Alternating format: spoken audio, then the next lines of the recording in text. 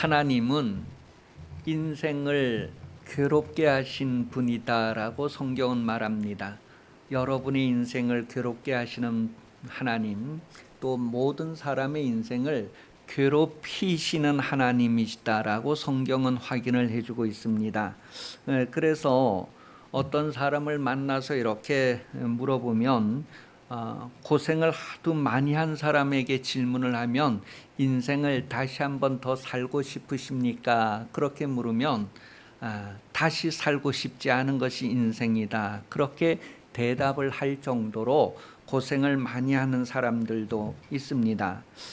왜 그렇게 고생을 하게 될까? 왜 하나님께서 인생을 그렇게 고생하고 고통하면서 살게 하실까?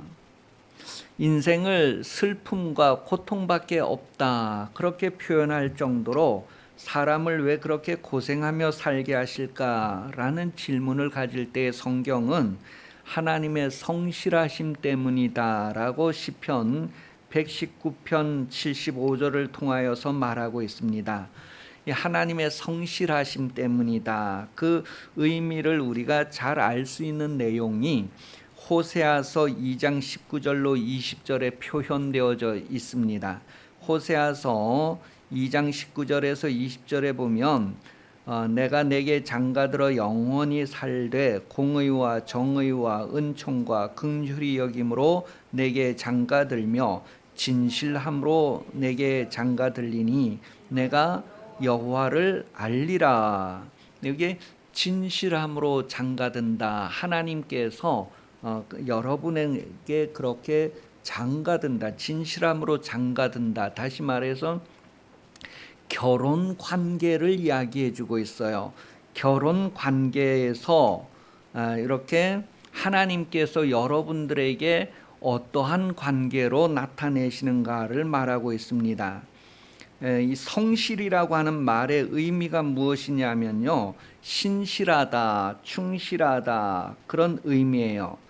그래서 이 성실이다라고 하는 말과 똑같은 말이 무엇이냐면 공의, 인자, 사랑, 공의, 그런 것들이 이 성실이라고 하는 단어하고 같은 의미의 단어들이다, 그렇게 설명을 합니다. 다시 말하면 이제 그 성경의 호세아서에 보면 고멜이라고 하는 아내가 있었단 말이에요. 그런데 그 고멜이라고 하는 아내가 남편을 늘 배반하고, 한 번 배반하는 것이 아니라 계속해서 반복해서 배반하고 반복해서 배반하고, 그렇게 하는데에도 그 남편 호세아가 고멜을 향하여서 변함이 없습니다. 그 계속해서 사랑을 하는데 변함없는 사랑을 하게 되는 거예요. 하나님께서 여러분의 인생을 통하여서 여러분에게 그렇게 성실하다는 것을 알라는 겁니다. 우리가 자주자주 하나님을 배반하고 하나님을 멀리하고 하나님을 귀찮아하고 싫어하고 그러는데도 하나님은 변함없이 우리를 향하여서 성실하신 분이시다. 그것을 성경은 우리에게 말해주고 싶어 합니다. 여러분, 하나님이 여러분을 향하여서 얼마나 성실하신 분인가. 우리를 고통하게 하시고 고생하게 하시는 그런 그 모든 것들이 하나님의 성실하심에서 비롯되는 것이다라는 거예요. 우리가 고생하고 고통하는 것의 직접적인 원인은 우리가 하나님의 말씀을 배반하고 하나님을 떠났기 때문인데, 그런 하나님을 떠난 사람들에게도 계속해서 성실함을 변함없이 베푸시는 분이다라는 거예요. 그래서 그러한 고통, 고생을 통하여서 하나님께 돌아오라는 것입니다. 본래 있어야 할 하나님 앞으로 회복되라는 거예요. 에덴 동산에서부터 말씀을 떠나서 고통하고 고생하는 인생을 예레미야 2장 19절은 기록을 하고 있습니다. 그렇게 고생과 고통을 통하여서 하나님이 어떤 분인가를 알라는 것입니다. 하나님은 변함없이 성실하신 분이다라는 것을 확인해 줍니다. 하나님은 이 고생하는 인생을 통하여서 그들을 고치시고 그들을 계속해서 사랑으로 이끄시는 그러한 내용을 이제 호세아서 11장 1절에서 4절 또 8절을 통하여서 확인을 하게 해줍니다. 호세아서 11장 1절에서 4절 내용을 보면 이스라엘이 어렸을 때에 내가 사랑하여 내 아들을 애굽에서 불러냈거늘 선지자들이 그들을 부를수록 그들은 점점 멀리하고 바알들에게 제사하며 아로새긴 우상 앞에 분향하였느니라. 그러나 내가 에브라임에게 걸음을 가르치고 내 팔로 안았음에도 내가 그들을 고치는 줄을 그들은 알지 못하였도다. 내가 사람의 줄 곧 사랑의 줄로 그들을 이끌었고 그들에게 대하여 그 목에서 멍에를 벗기는 자같이 되었으며 그들 앞에 먹을 것을 두었노라. 계속해서 이제 그 8절의 내용을 보면 호세아서 11장 8절에 보면 에브라임이여 내가 어찌 너를 놓겠느냐, 이스라엘이여 내가 어찌 너를 버리겠느냐, 내가 어찌 너를 아드마같이 놓겠으며 어찌 너를 스보임같이 두겠느냐. 내 마음이 내 속에서 돌이켜 나의 긍휼이 온전히 불붙는 듯 하도다. 불붙듯 하도다. 그 하나님의 심판을 받아서 소돔과 고모라가 이렇게 불타버리잖아요. 그죠? 그 소돔과 고모라가 불탈 때에 그 소돔과 고모라 옆에 있던 도시도 같이 불탔는데 그게 바로 스보임과 그 다음에 또 한 곳이 어디죠? 아드마와 스보임이 어디냐면 이스라엘에 가면은 왜 그 요단강이 흐르고 요단강이 흘러서 저 밑에 가서 이렇게 모여 있는 곳이 있잖아요. 거기를 뭐라고 해요? 사해라고 하잖아요. 그죠? 그 사해 동쪽에 바로 소돔과 고모라고 사해 그 서쪽이 바로 아드마와 스보임이란 지역이에요. 그러니 그 지금 소돔과 고모라가 불로 멸망한 지역이 바로 홍해, 그 사해 바로 그 밑바닥 그 주변을 다 얘기하고 있는 거예요. 그러니 소돔과 고모라가 심판을 받아서 불로 멸망할 때 그 아드마와 스보임도 같이 그 불이 얼마나 맹렬했던지 그 주변 도시도 같이 녹아 흘러내렸다는 것을 표현해 주고 있어요. 그런데 이스라엘 백성들에게 대해서 하나님께서 내가 어떻게 너희가 아무리 잘못한다 할지라도 너희를 그렇게 아드마와 스보임 같이 그렇게 내가 버려두겠느냐, 내가 그냥 놓아주겠느냐, 그렇게 얘기하는 거예요. 그렇게 안 하겠다는 거예요. 그게 바로 하나님의 성실하심이다라는 것을 말합니다. 그렇게 해서 인생이라고 하는 것을 통해서 고통하고 슬퍼하고 고생하며 그렇게 하는 과정에서 하나님께서 바라시는 것은 그들이 하나님께로 돌아오라는 거예요. 하나님을 찾으라는 거예요. 계속해서 그렇게. 그래서 우리가 하나님을 떠나면 떠날수록 더 고생을 하게 되고 하나님을 배반하면 배반할수록 더 힘들어지는 인생을 경험합니다. 하나님의 성실하심이 계속 우리를 그렇게 괴롭게 하고 고통하게 한다는 거예요. 하나님께 돌아오라고, 본래의 모습으로 회복되라고 계속 성실함을 베푸시는 분이다라는 것을 성경은 말합니다. 하나님은 여러분을 결코 그 소돔과 고모라처럼 그 뜨거운 불에 여러분을 내어주지 않으시는 분이다. 여러분을 지옥에 내어주지 않으시는 분이시다. 여러분을 음부에 그대로 버리지 않으시는 분이시다. 그런 하나님의 성실함을 여러분들에게 나타내고 있습니다. 이러한 하나님을 알라는 거예요. 그리고 그 하나님께로 돌아오라는 것입니다. 하나님을 떠난 인생, 그 모든 자랑이 무슨 의미가 있을까? 빈부귀천, 그게 무슨 의미가 있을까? 부요한 그 많은 재물과 그러한 세상의 모든 쌓아놓은 것으로도 생명을 속량할 수 없다라는 것을 성경은 말해줍니다. 아무리 많은 권세와 능력을 가지고 물질을 쌓아둬도 그것으로 생명을 속량할 수 없다는 거예요. 그래서 사람들의 그 모습을 시편 49편에서 잘 표현을 해주고 있는데, 많은 사람들이 재물을 쌓아두는데 자기 이름으로 재물을 남겨두고 떠난다는 거예요. 그 우리 삼성의 창립자이신 그 분 이름을 아십니까? 이병철 씨를 예전에는 돈병철 씨라고 부르는 걸 아십니까?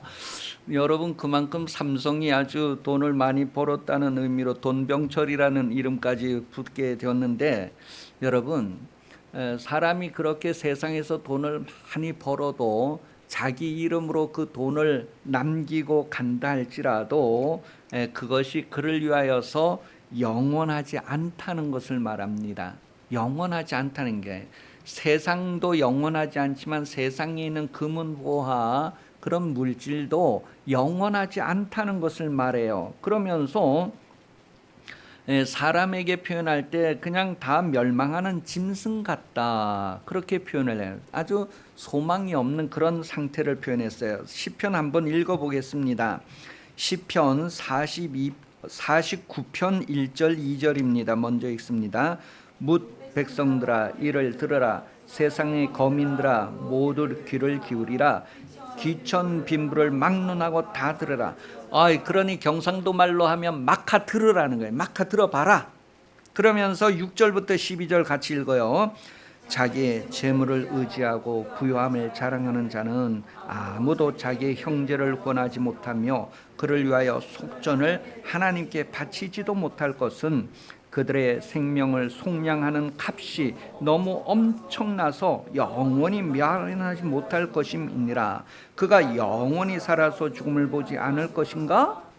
그러나 그는 지혜 있는 자도 죽고 어리석고 무지한 자도 함께 망하며 그들의 재물은 남에게 남겨두고 떠나는 것을 보게 되리로다. 그러나 그들 속생각에 그들의 집은 영원히 있고 그들의 거처는 대대에 이르리라 하여 그들의 초진을 자기 이름으로 부르도다. 사람은 존귀하나 장구하지 못하며 멸망하는 짐승 같도다. 사람은 그냥 장구하지 못하고 그냥 멸망하는 짐승 같다. 그러면서 내 이름으로 아무리 많은 돈을 자손에게 남겨준다고 해도 그 자손들이 그것을 얼마나 유지할 수 있을까? 그랬을 때에 그 이재용 씨도 자기 그 재산을 자손들에게 남겨주지 않겠다, 회사를 물려주지 않겠다, 그렇게 다 선언을 했다고 해요. 그러니 여러분, 아무리 많은 돈을 모아서 내 이름으로 자손들에게 남겨줘도 이 자손들이 그 재물을 어떻게 할지는 아무도 모른다는 거예요. 그게 영원하지 않다는 것을 계속해서 말합니다.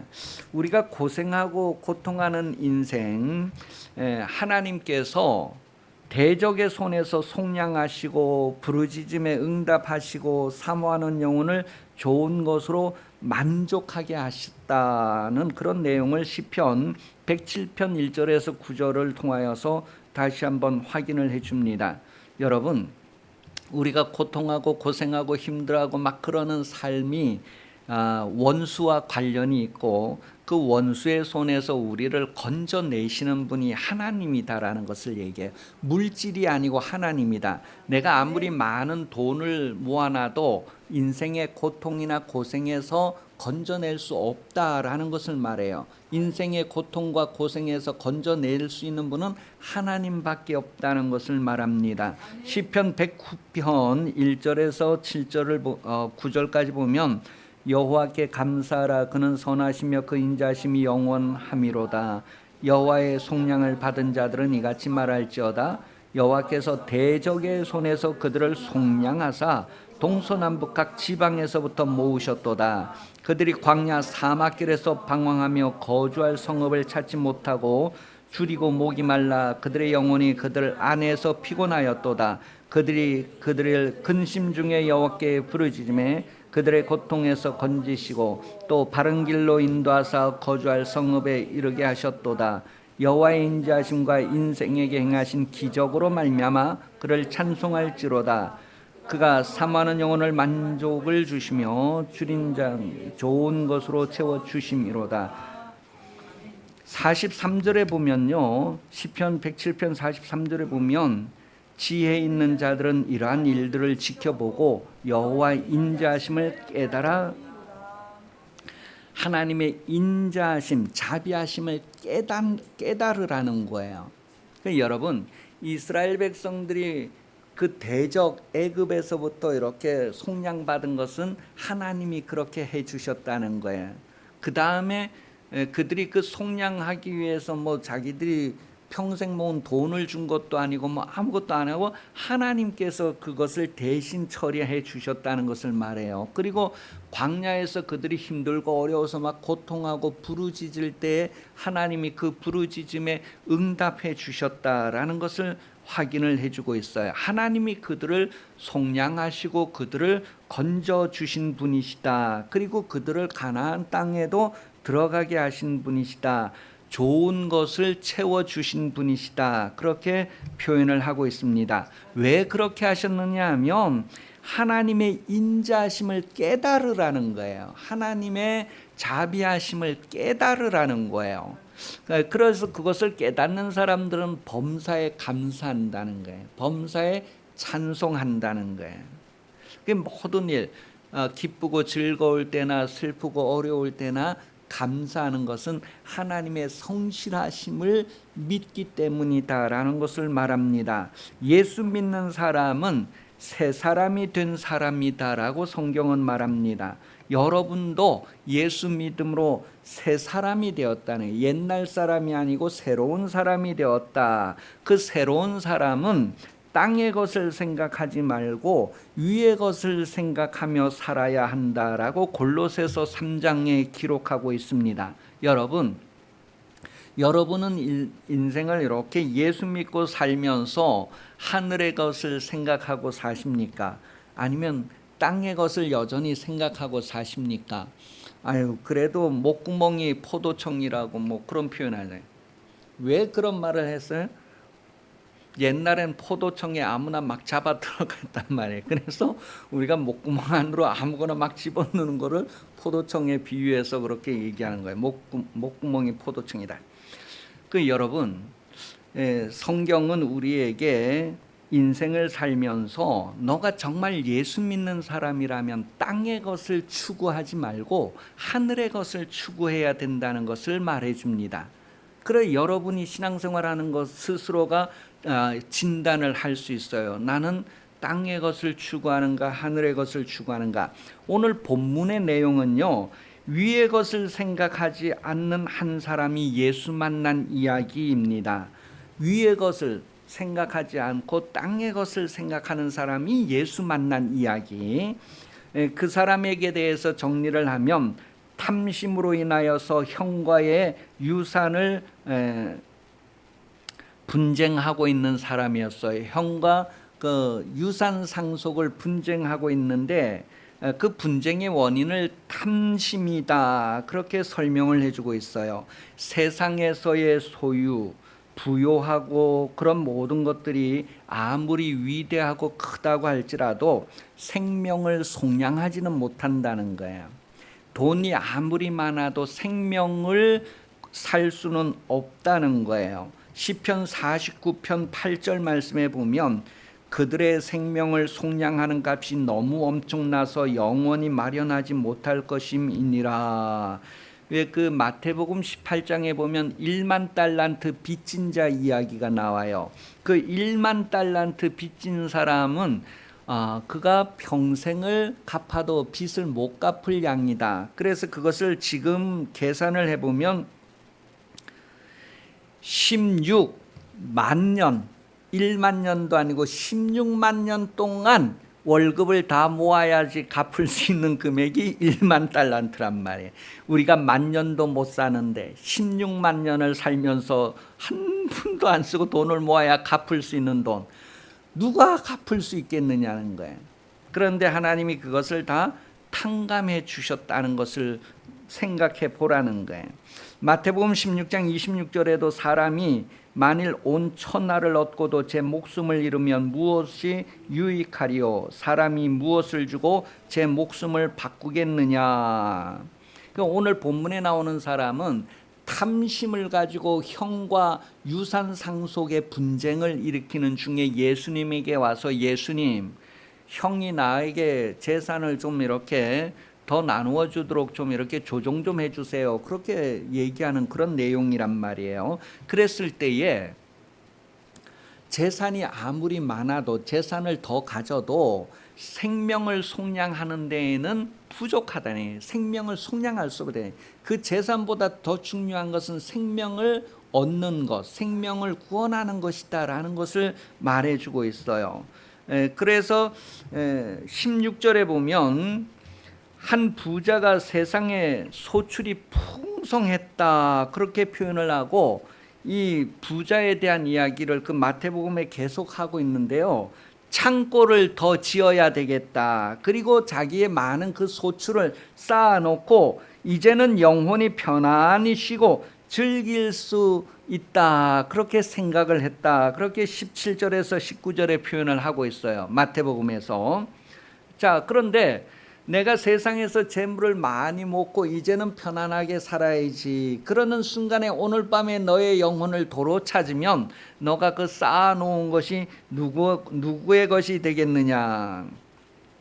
인생이 다 끝났는데 그는 스스로 자기를 위해서 지혜로웠다는 거예요. 인생을 살면서 자기를 위해서는 정말 지혜롭게 많은 것을 모아놨는데 그런데 하나님을 위하여서는, 하나님을 향하여서는, 하나님 안에서를 위해서는 아무것도 하지 않은 어리석은 자였다라는 것을 말합니다. 그 하나님을 위하여서 아무것도 하지 않았다는 그 말의 의미가 하나님을 향하여 하나님 안에서 아무것도 하지 않았다 그런 의미예요.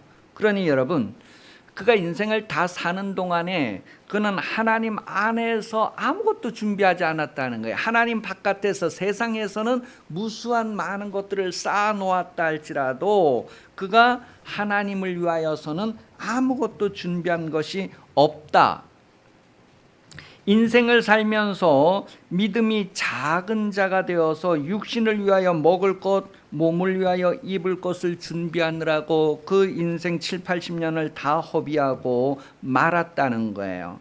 그런데 그 인생은 이렇게 몸을 위하여 먹을 것, 입을 것, 그런 것 준비하라고 허비할 기회가 아니라 영혼을 위해서 준비해야 할 기회라는 거죠. 그래서 성경은 먼저 하나님의 나라와 하나님의 의를 구하는 삶을 살아야 된다는 것을 누가복음 12장 28절에서 31절까지 계속 확인을 해주고 있어요.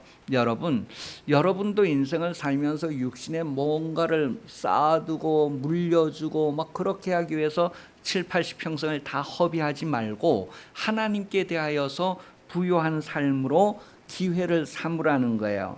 하나님께 대하여 부요한 사람, 하나님을 향하여 부요한 사람, 하나님 안에서 부요한 사람으로 준비하는 인생이 되어야 한다는 것을 오늘 성경 본문이 말해줍니다. 인생이 고생하고 고통하는 가운데 있다 할지라도 하나님을 향하여서 믿음을 가지고 하늘의 것을 생각하는, 위의 것을 생각하는 그런 삶을 살라는 것입니다. 하나님의 성실하심을 기대하고 위의 것을 생각하라는 거예요. 내가 왜 이렇게 고생할까 그렇게 해서 원망불평할 것이 아니라 고생하고 힘든 가운데에서도 위의 것을 생각하라는 거예요. 하나님의 것을 생각하라는 거예요. 성경은 이 세상은 지나간다 말합니다. 이건 누가 얘기한 것 같아요. 그죠? 이 세상은 지나간다는 거예요. 우리가 고생하는 시간들도 다 지나간다는 거예요. 고통하는 시간들도 다 지나간다는 거예요.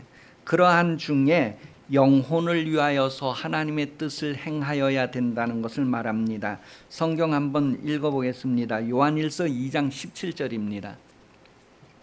시작. 이 세상도 그 정욕도 지나가되 오직 하나님의 뜻을 행하는 자는 영원히 거하느니라. 다 지나가네. 세상은 내가 아무리 좋아도 아무리 힘들어도 세상은 다 지나간다. 고통도 슬픔도 지나간다는 거예요.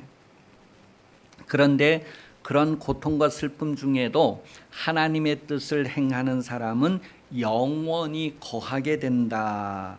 그렇게 표현을 했어요. 요한복음 14장 2절에 보면 하나님 아버지 집에는 거할 곳이 많이 있다. 그렇게 표현을 했어요. 그런데도 찾는 사람은 적다라고 마태복음 17장 14절에 기록을 하고 있습니다.